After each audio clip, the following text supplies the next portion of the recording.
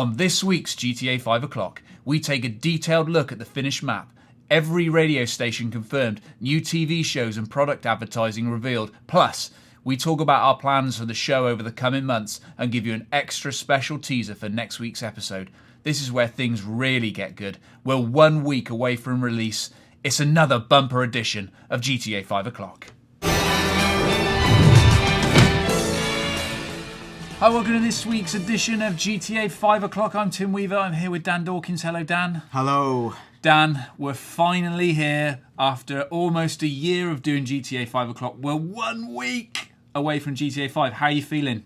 In disbelief. I cannot believe that we started the show last November. It's been almost a year of the show, but it doesn't feel like it. And if anything, I'm as if not more excited for GTA 5 than I was. And we've since we started the show, there's been something like over 60 million minutes of GTA 5 o'clock watched around the world. That blows my tiny little peepholes off. It's so exciting as we head into launch week. Just can't believe it. It is exciting, Dan, and in fact it's going to get even more exciting. So let's put your minds at rest out there. A lot of people out there reckon that this is the end of GTA 5 o'clock. In fact, Dan, as you're about to explain, it's only the beginning. Yeah, in many ways, it's only the start. As we've said on the show, so I don't know where people are getting this vibe that this is the end. Yes, this is the last show before the game comes out. Well, the last Wednesday show before the game comes out. But we're going to be running immediately when the game is available, and that might even be 12 o'clock Australian time, the most advanced territory in the known universe. We'll be doing playthroughs, guides, secrets, Easter eggs, live plays. In 2 weeks after that, we'll have online play. We're going to have a review show. We'll have a review analysis show. We've got so much content, brilliant content. It's going to blow your mind off as well. It's so much to do. So, this is why I'm slightly going mad, Tim. Yeah, it is insane. Please do subscribe so you can keep up to date with every single video that we put out. You can follow us on Twitter at GTA O'clock. Okay, so a lot of people out there have been asking us, have we had exclusive screenshots sent to us like some of the other websites? We can't really talk about it until next week, but here's a little clue. But it's really exciting. I might just give you a fist, my friend. Oh, hello. And you might as well be driving to the moon. I'm not a cards on the table kind of guy, Tim. Well, I'm just today we are for... Oh, Dan. Here we go! Okay, no clues, no more guesses. That's it from us. You'll find out at the latest what that is at the stroke of 12 o'clock on September the 17th. Okay, Dan, one of the reasons people are getting very, very excited about this game and why we've got so much content coming up is because the map is so huge. We've been banging on about it for a while. Rockstar have been assuring people that it's a huge map, and now the world has finally got to see it, albeit perhaps not in the way Rockstar would have wanted. Yeah, it looks like the map has come out through Brady Games, who always do the companion guide, or have done in the last few times for GTA games. This isn't quite the same as the deliberately leaked tiny bit of blueprint map we saw that comes with the game. But, basically, if people have asked relentlessly on Twitter, is this map accurate? My answer would be, well, yes, it basically is accurate. And I don't know if it's the authentic, if it's definite thing, but the locations within look entirely accurate to me. Yeah, it pretty much is the map that we and a number of other people on forums and stuff have been touting around for the past couple of months, actually. The same sort of shape, the island is the same sort of shape, Los Santos, the city is in the right place, the mountains are in the right place, Palito is maybe a little further around to the left than we anticipated, Alamo Sea is where we expected it to be, the prison is where we expected it to be. So this hasn't come as an altogether massive surprise, but if this is accurate, and we suspect it is, it's lovely to kind of see it all there on the page. It looks hugely exciting. Yeah, the thing is, there's no real surprise for people who follow GTA 5 o'clock, and indeed for all the people who've performed on the excellent mapping thread on GTA forums. There's a couple of things confirmed that are actually what we told you when other people weren't sure where they are. For example, Pacific Bluffs, we speculated, was kind of on the southwest coast. It is. It's a bit more hilly here, but it does go down to the beach. Hey, that's Pacific Bluffs. We also talked about, back when we did the exclusive first look at GTA Online, we revealed to you that there was a large settlement on the very far west coast at the base of the Zancudo River, the southernmost tributary of the Alamo Sea. Now, that, according to this, has been revealed to be Fort Zancudo, which would be the only thing we didn't know where it was, which was the military base. Yeah, I mean, in fairness to us, when we saw that section of GTA Online demoed, it was in the middle of the night, and Fort Zancudo, which is what we suspect that settlement to be, as you just said, was a series of lights. So it was difficult to kind of tell whether we thought it might be some sort of town, but it looks very much now like it is actually a military base. So in the cold light of day, we probably would have been able to tell that, but at night it's more difficult to see. But one thing that is clear from what we've seen of that section of the island is that Fort Zancudo military base is a pretty huge installation. I mean, it looked pretty big on the map. Yeah, like when we saw it, I did think, it looked not quite big enough to be a full-blown town to rival Los Santos, or like a really big urban settlement, but it did look, like a big installation of some kind. We couldn't be convinced it was military, but it could have been industrial or some sort of portside town. Hey, it's been confirmed to look, confirmed through the map to be, Fort Zancudo. I think it's also worth noting that a lot of people were unsure about the location of Mount Chiliad. I think going back a month or two, we'd pinned it to be on the northernmost side of the Alamo Sea. Yes, that's confirmed. Mount Chiliad is the big mountain. Mount Chiliad is the mountain that we see Franklin diving off towards Palito Bay. Yeah. Again, exactly as we told you. If you loop around, I think, is it the Grand Cougar Highway, which looks like another great Rockstar joke. You go through Braddock Pass, then you're going to where we know the lighthouse is. We've also confirmed Grapeseed now, which is a bit of a question mark. Grapeseed's to the northeast corner of the Alamo Sea. Looping around, you go past the San Chiansky mountain range, which again we didn't know much about. And then you've got the Alamo Sea and Sandy Shores, which we've all talked about at length. You've got the Grand Sonora Desert, which again sort of had to be in that location, but it confirms it. You've also got the Sandy Shores Airfield, which is where we saw the Titan cargo plane being dropped off at the end of our GTA Online heist mission. Yeah. And largely, and again, we see the penitentiary, exactly where we thought it would be, heading back down then south, and you're going towards back Los Santos. There's also something called is it Redwood Lights Track? Yeah, I couldn't see that on my slightly fuzzy version of the map I was looking at. You can definitely see the wind farm to the east of the Sonora Freeway. You can see the penitentiary to the west. But the light track, that definitely says Redwood. What does it say? Light track. Does it say light track? I can't tell. I mean, I could just sit here guessing it all day. Stupid. But yeah, so it's pretty much as expected. One interesting thing, Dan, is there does appear to be, okay, they're not huge, but it does appear to be islands off the eastern coast of the main island, suggesting that our theory about there being a sort of Santa Catalina style shipwreck off the coast of the island. Still may have a little bit of mileage in it. Who knows? But those islands must be in that body of water for some reason, other than to just look pretty. Yeah, there's like going off from the Tataviam Mountains off to the very far right is a little cluster of islands. Further down southeast by the Palomino Highlands, again like a reasonable size shape, and also up to the far northwest near North Chumash, there's a little cluster of sandy-looking islands. Yeah. Again, are they significant enough? Do they hide something as some sort of boat or wreck landed up there? We don't know. We'll find out literally in a few days. For me, the story is the lack of surprise in the map. It's testament to the work that a lot of the brilliant forums and communities have done, hopefully to the stuff we've observed and try to tell you, hey, this was the place to find out about GTA 5. Yeah, one final thing I just thought might be worth picking up is if you look at the colour version of the map, all around the edges of the map is a sort of dark blue area of sea, and then beyond that is a lighter shade of sea. Now, is that dark blue area, Dan, you think are those the sections they've mapped? Oh, that's a good observation, and I'd say that quite likely, as in it might be you could possibly.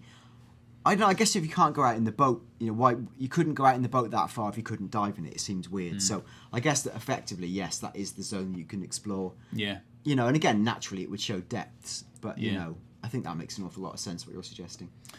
Okay, so anything else to add on the map, Dan? No, I'm just looking through. Not really. There's a few things we sort of we knew to be true. Like I think the location of the therapist is near Del Perro. Yeah, it all seems to be very much what we saw. We see that the big arena near La Puerta is the Maze Bank Arena. We know where Maze Bank is in the bulk of downtown. Yeah. East Los Santos, South Los Santos is kind of like Franklin's hood. We've got the oil field, which is confirmed out not far from the Landak Dam out on the east side. That's a pretty big swathe of land, that oil field, actually. Yeah, it really is. I think that's also the surprising bit. And again, people keep getting upset about the size of the map, and you really shouldn't.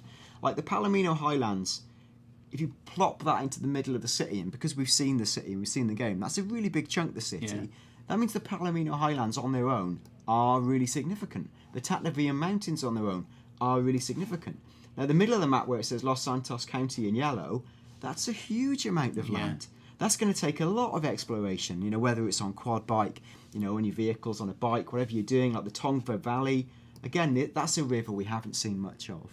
There's that huge expanse, and I think, to me, that's going to kind of like dwarf the traditional countryside expanse we've seen in San Andreas with things, you know, like out in, Whetstone and things like that in San Andreas. So I really think people's concerns about the map should be put to bed. I think the minute you play that game, you know, certainly the minute we saw it in action, it was clear that, you know, starting off in the city of Los Santos, this city is huge. It goes on and on. You know, you can belt down the main freeways at 3 figures, and it takes you a long time to get from one end to another. And that's just a tiny portion of the map. You know, that's what maybe. I think probably our speculation that the city made up like a third of the map is actually kind of pretty much spot on. It might even be slightly less than a third, but the city side of things looked big when we saw it. I'm still convinced it's big now. And if you think about how big the city feels, you know, you can imagine how big this world is. It really is huge, and I don't think there should be any worries, as we've said all along, about the size of the map. We could go on and on picking out tiny bits of locations of things you don't know about. Some of it's in the realm of micro spoiler. The truth is you can get the map yourself, download it and look at it. I mean, that's kind of, you know, hey, it is what it is. It is what we expected. So something else this week that happened on the website, Dan, is that they added 3 more sections to the Visit Los Santos and Blaine County sort of category on the GTA 5 website. This week it was exciting music and entertainment, fitness, and security and peace of mind. The exciting music and entertainment section is interesting because it actually lists for the first time officially all the radio stations. Should we blaze through the stations? You can talk to me about the style of music and maybe any highlights. Okay, so I'll do it in the order there on the website. So we've got Radio Los Santos, which is hip hop.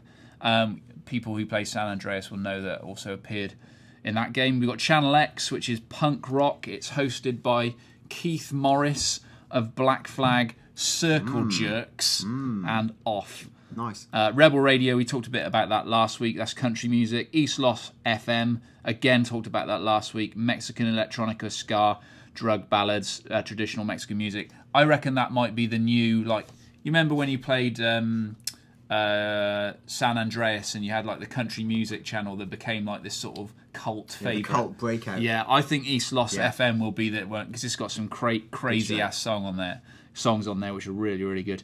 West Coast Classics is 80s, 90s hip hop. One interesting thing on the website is it says coming at you from the city of Davis, which really pinpoints the radio station in a way some of the others aren't geographically. We know that Davis is inside the city limits. It's based on Watts in the real life LA, and that's like a big time sort of gang activity epicenter, I guess.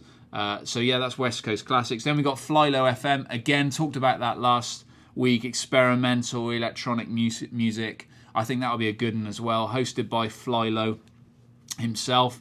Then Vinewood Boulevard Radio, which is modern rock. Los Santos Rock Radio, which is classic rock, Dan. More your kind of thing. Of course, DJ'd by your hero Kenny Loggins. I love a bit of Loggins. Loggins, the Loginator. And then we got Non-Stop Pop FM. It's Cara Delevingne, isn't it? Yeah, self-explanatory pop music. Soulwax FM, which is techno, electro, dance punk, which I must confess I'm not familiar with. Get with it, Tim. I know, I'm so old-fashioned. And remixes of sort of classic songs, or not so classic songs, but anyway, remixes. The Blue Arc, which is a reggae station. Looking forward to that one. Worldwide FM, which is ambient and chill out. The Lowdown 91.1, which is classic soul. Radio Mirror Park, indie music. Space. Do you know what? I've got to stop you. I love that Radio Mirror Park is indie music, because there was a meme that went around on the internet just the other week about how to create the ultimate sort of hipster logo using these 4 easy templates, and it literally was like the Radio Mirror Park logo. Oh, right. Okay. Like sort of oblong shape, this type of font. Isn't that a plectrum? It looks a bit like a plectrum. It is a plectrum, you're right. So like, yeah, plectrum, that Winky Wonk writing, instant indie cred. Yeah. So indie music, yeah. Space 103.2 is funk. And then we've got 2 talk radio stations. We've got WCTR 95.6, West Coast Talk Radio, and Blaine County Talk Radio. Dan, do you think that West Coast Talk Radio, do you think there'll be one talk radio at a time? So when you're in the city, you'll get West Coast Talk Radio, and maybe when you're out in Blaine County, it sort of gets replaced by a different talk radio? Or do you think you'll get to listen to both? I mean, maybe traditionally you'd have thought it would change, but I think like in today's world, we've all got DAB radio and the internet, so I'd expect it technologically to be consistent, to be available anyway. Yeah. I don't know. We'll find out. Okay, and then on the entertainment section of the website, there's also a television bit, and this is great. We had a quick look at this before we came on air again. The first bit is for an advertisement for CNT, snigger, CNT's full schedule, which includes Moorhead. Interestingly, Dan, yeah, the show that we spotted when we went to see the game up at Rockstar North, went to see it GTA Online. We were in our apartment, and I saw something on the TV, and I said to you afterwards, I think I saw a TV program called Moosehead. Yeah, it's close, but actually it's Moorhead, and he's like a private eye. It's a kind of classic show, so it's not very politically correct. This is what you said. It was like a blast back to the days of rampant misogyny. Yeah. So there's a bit, and I love this, not because I'd ever do it in real life, but I love how crassly offensive it is that he slaps a female Native American, so it's trying to make it as offensive at once, all at one time. It's classic Rockstar. Yeah. There was also an advert for Impotent Rage, the cartoon, and then a very short snatch from The Underbelly of Paradise, which is like a cops style documentary program introduced by a former Los Santos Police Department cop. That's interesting, because that ties possibly with, again, the casting call and some of the FBI agents we hadn't seen to this point. So it could be that that's one of the dudes indirectly from the casting call. Because in the casting call there was a cop, wasn't there, who I can't remember off the top of my head. The only thing he did these days was like police sort of, he went to TV shows and talked about, whether it was realistic and all that sort of stuff. Yeah, exactly. And then there's an advertisement for Weasel, the TV channel Weasel. Again, we saw Weasel News when we played GTA Online. That's where, well, Dan, you explain it. That's where all your kind of game footage gets fed through. Yeah, in GTA Online, you can go to your apartment and watch Weasel News like a regular TV channel, and it live streams your friends and people within the world of GTA Online that you're playing. So, for example, I could be in my apartment, and if Tim was outside driving the car and had a wanted level, I could watch him being chased by cops on the TV. And in fact, if he drove past my apartment, I could look out the window and see him being chased down the street. So, it just tracks people. It's like a live reporting feed. Now, I think previously I'd speculated that it would be really cool if you could take those clips and share them and edit them a bit more, but I think it's more of a broadcast channel. So that's the Weasel News Network, but I think this Weasel channel they're advertising may be a different channel, or maybe the new segment is a part of it. But anyway, the program they're advertising, Weasel is advertising on the website, is called Kung Fu Rainbow Laser Force. Dan, your impressions of it? Yeah, well, these aren't my words. It's going to sound grossly offensive. I mean, this is sort of brilliant. It's like a Power Rangers rip-off, with, again, like all these kids shows do. They reach out to the most inclusive audience possible. So there's like like an Asian girl, big fat white man, and again a female character. This is classic stinging Rockstar. The black guy in it's called Quota. Yeah. I mean, that's so. Of course, it is Rockstar. Yeah. I mean, again, it's really brilliantly observed, and like, apart from the fact it's funny, it's well produced, it's vibrant. What I super like about it, I've been writing about GTA for a UK newspaper called The Guardian this week, writing the 30 greatest GTA moments of all time. And in the process of doing that, I went back through the history of hot coffee, which, as people probably know, is like the infamous sex game you weren't supposed to play that ended up costing Rockstar $20 million. Yeah. After hackers found out, and brought it to the public's notice, or not even the public's, to the wrong people's notice. But again, Rockstar was stung effectively by the fact that America has very contrasting and borderline hypocritical attitudes to violence versus sex. So, by all accounts, go and buy a machine gun and, do what you want, but do not on any account expose a boobie or a nipple. Yeah. As Janet Jackson found to a mistake. So, again, what I like about this is they're waging a war on the wrongs of sex. Yeah. And, and encouraging, in fact, chastity and the use of extreme violence. Yeah, I mean, they actually say in the advert, sex is bad, violence is good. So you couldn't get more clear than that. And it's Rockstar, again, stinging back at the people who stung them in the past. And there's a great history of Rockstar doing this. And again, this is stuff I've researched. When you look at the relentless and repeated swipes at the Driver series and Tanner. Like, from Two-Face Tanner. Tanner was a character in one of the hit missions. Even in San Andreas, OG Loke shouts out, "Damn you, refractions, stupid Tanner." And it's great. And I like the fact they relentlessly pound Tanner. Even when his game fell off a cliff, Tanner was still taking punches from GTA. Yeah. Absolutely love that. And I like that they're fearless. I mean, I like the fact that, again, in GTA San Andreas, you can go in and kill a lawyer who definitely isn't based on anyone real. He just happens to use the same famous line as Rockstar chasing lawyer Jack Thompson. Yeah. I like the fact that Hillary Clinton's face appears on the Statue of Liberty. All these things. Rockstar are relentless. They go for it. They're relatively fearless. Brilliant. Okay, so that's the radio TV part of it. There's another section on fitness, which isn't quite as extensive, but includes an advert for Ego Chaser Energy Bar, which is another brilliantly observed a piece of advertising, sort of aimed at Ego Chaser, rather, an energy bar aimed at middle-aged men trying to do triathlons. Yeah, it's just, again, it's really sharp, it's witty, it strikes a chord with people who I actually know. It's great, and shows off a lot of the activities we know in the game, which we'll talk about now, like triathlon and more. Yeah, so confirmed then, mountain biking. None of these are surprises, but it's nice to see them confirmed. Mountain biking, hiking, triathlons, BMX, tennis, and swimming. Yeah, some nice little observations on there where it talks about swimming, and it says you'll have to watch out for getting hit by drunks on boats and being eaten by sharks during a competitive swim. So I guess that lends a frisk onto it. What I especially enjoyed, actually, and this is in the Ego Chaser video, talks about BMX riding. Now, BMXing was a part of San Andreas, and people try to create a stunt scene out of it using the limited physics and controls of the bike. I think they've taken that up a gear in this. It looks like you can do some slightly more ambitious stuff on the bike. We'll see when we get to experiment and mess about with the physics. Once again, the potential of this game is blowing my mind. Okay, and then the final section is security and peace of mind. It's divided into two sections. Security, which includes just sort of hints at the two security firms that are sort of present in the game.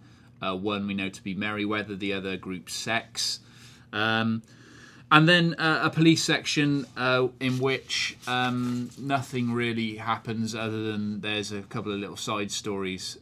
Down the middle one we thought was quite good. Yeah, when it says prostitute arrested, it says Shanda Murphy was arrested by police for offering intercourse rather than the oral normally expected by officers receiving your services. Again, really, really well observed. One interesting thing was they had a word from our sponsor, which is Ammunition, which is a great advert.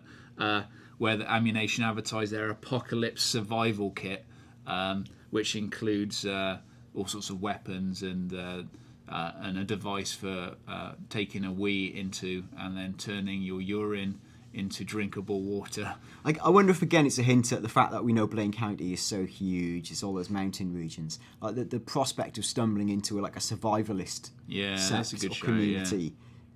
It just seems too obvious a target given modern America not to hit it. So I mean, I'm sure that will exist within GTA. Okay, so those are the updates of the site. Dan, last thing I thought we could do was just have a couple of moments of reflection on our journey up until this point. Some of the things we've predicted that we still think might come true, maybe some of the other things that we don't. I guess starting out at the very beginning, what are the big sort of informed speculation?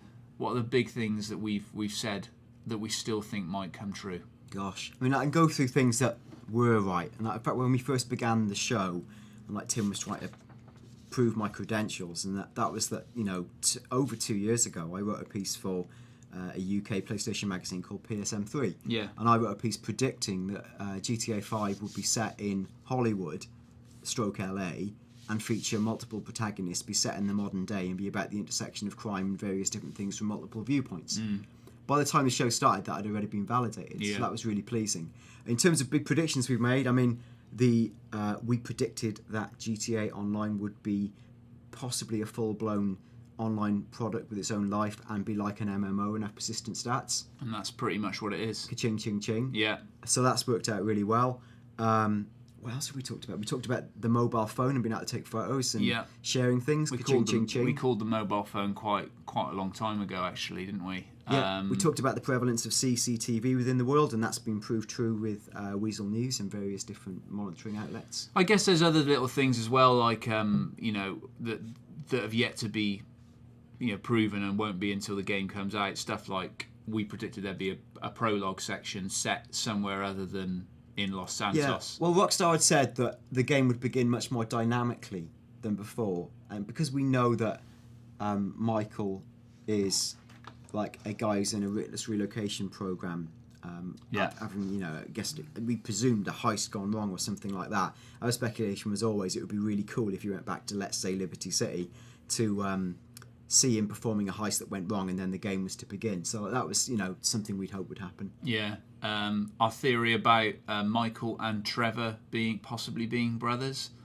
Yeah, because again, it links back to the Rush casting call we've talked about various times, but there was two characters cast separately, called the De Silva twins or the De Silva brothers, who were indirectly referenced by characters we definitely knew were in the game, like Jimmy, Tracy, Amanda, Nervous Ron. They all tied up to the profile, and it just seemed too coincidental. These two characters, who were clearly Trevor and Michael, were both called De Silva. It just seemed too weird. Now, as Tim said on the show, well, all right, you know, we know Trevor is Trevor Phillips now. I mean, apart from the fact that the casting call names changed anyway, because that's what casting calls do, wouldn't it make sense if you went into witness relocation to use a different name? Yeah. Of course it would. So you've got to look at it that way.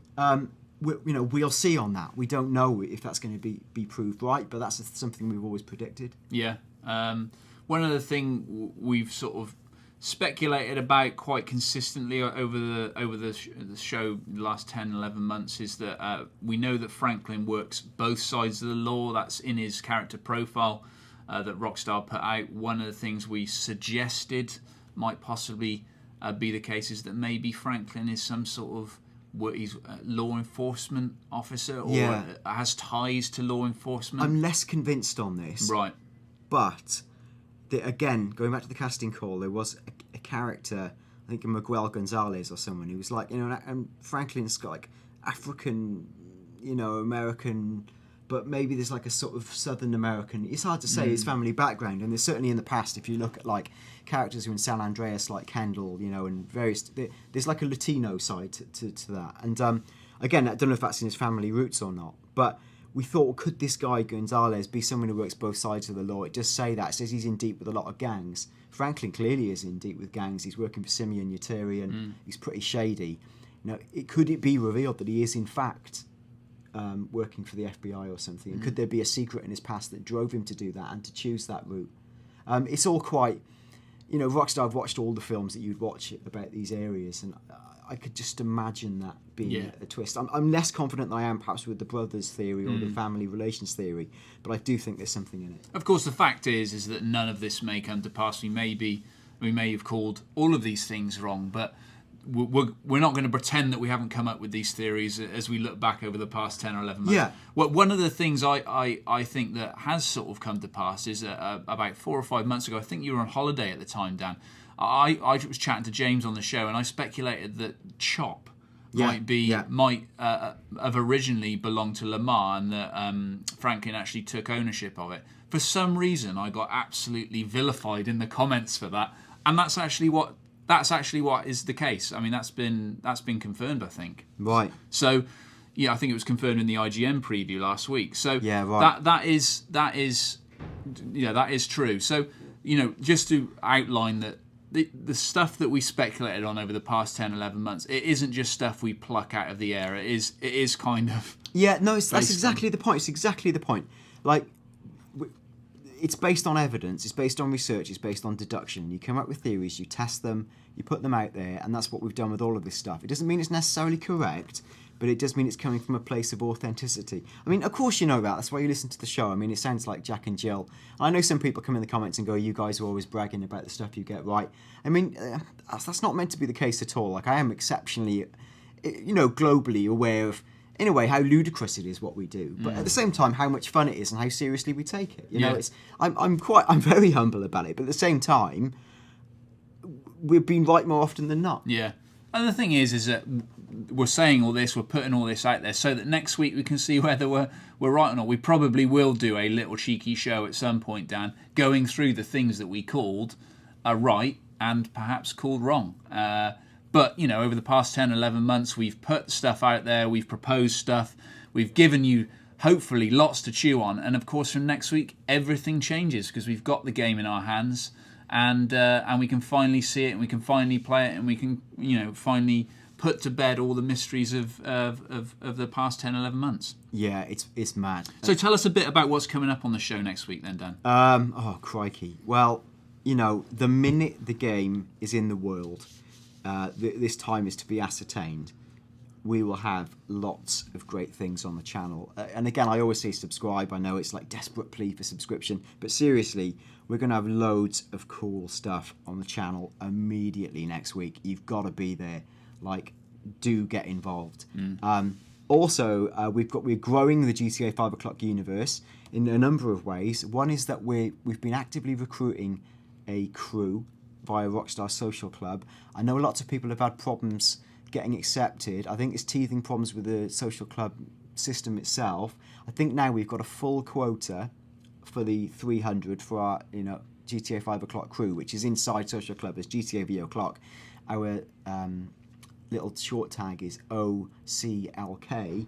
I think we're going to have to start a new crew. So actually what I'd like to do is say, if you've got an idea for a cool name for the new crew, based on GTA 5 o'clock, whether it's like the GTA 5 o'clock Falcons or the GTA 5 o'clock, elite team or something. Or we could just call it GTA 5 o'clock Crew 2 or something, but I thought people would like their own brilliant spin-off name. Or whether we have GTA 5 o'clock, the Trevor team, the Franklin team, the Michael team. I'm really open to ideas, so please put them in the comments. Or again, get in touch with us on @GTA V o'clock, because again, that's a great way, and we often respond to that because it's easy to check and get involved. Another new thing, I cannot believe there's so much new stuff in our universe at the moment, is our Facebook page, which I've started literally today. So it's got about 4 likes at the moment. Yeah. It's Facebook.com/GTA V o'clock. So if you've got Facebook, search for GTA V o'clock, you will find us. We haven't got many likes at the moment, but hey, feel free to like it. The point of that is going to be, yes, we'll be sharing content that we're putting up on the site, the Computer and Video Game site, and on YouTube next week. But it's a nice hub for people to go on, share links from cool videos they found in the world, because there's loads of other great YouTube channels out there doing really great content. So, if you see links on the shows or links from just random people, or you've made a great link yourself or a great clip, please put it there, share your photos there, share your stories there. like use that as a holding page to share all this stuff and talk with other people like you who love the game, who've followed us all the way through on GTA 5 o'clock. Like, it's just a great way to get together, and I think it's just a better medium than the comment section of YouTube, which can get a little bit aggressive and insane, or even on Twitter, where it's not quite the same sense of communal chit-chat. And I think as well, you know, you've listened to us over the past 10, 11 months. We've told you lots of stuff. Now it's time for you to show us some stuff as well. You know, we really want you to show us the exciting things you're doing in GTA 5, the amazing stunts you've pulled off, and the incredible ambient activities that you've been doing. Stuff that, you know, GTA is just built for, which is the funny stuff that is not scripted, that you can't, you know, plan for. We want to see all of that, and that's where the Facebook page really comes into its own. Yeah, without a doubt. Dan, I don't know whether you wanted to quickly mention GTA 5-minute facts as well. Yeah, of course I do. Another plug. We've been doing a daily show, GTA 5-minute facts, which is outlining a key feature from GTA 5 every day in 5 minutes. And here's the key word: or less. Or less. Because every day we do it and it's 4 minutes 37. Some wise guy always comes on and goes, 4 minutes 37 and the first 20 seconds was chat. Ugh. Yeah. The idea of that show is, and we've said this repeatedly, it's essentially like if you're looking for a little catch-up on key areas of the game and you've watched the show, great, you know. We're not breaking new ground or new facts necessarily. It's a recap. It's tight. It's a bit more scripted. Bang, bang, bang. It tells you what you need to know. Well, that show's really for people who haven't been with the show since the start, who didn't know 8 months ago that they were really going to be into GTA 5, is to get them into our world and to get them to, you know, and this is what this is all about, enjoying and sharing GTA 5 is the most exciting game of this year, if not of the generation. So, like, we want people to be included in the GTA 5 o'clock club. So those videos are to get people up to speed and to get them involved, you know. So, hey, if it's not for you, it's not for you, that's cool, you know. But it's out daily. We'll have a new show every day. We're trying to get them at 5 p.m. British Standard Time, which I believe is 9 a.m. PST or lunchtime 12 Eastern Time. I've managed to remember the times. And I've got to say again, huge shout out to our US audience. I only checked the stats the other day, like, wow, huge amount of our audiences in the States. And thanks for putting up with, like, as it's often said in the comments, our stupid British accents. Yeah. You know, so I often jealously listen to some of the, like, the US YouTube channel pundits with their sort of smooth, mellifluous, honeyed tones. And I think, here I am in my shrill Welsh come West Country chunter. So I've talked too much to him. Dan, there's nothing stopping you putting on one of your great American accents, of course. Shall I do one now? No, let's not do that. Let me do one now. No, I don't think so. All right. So thanks very much for listening this week. From next week, it all begins for real. Please do get in touch as soon as you got your hands on GTA 5. Tell us how it's going.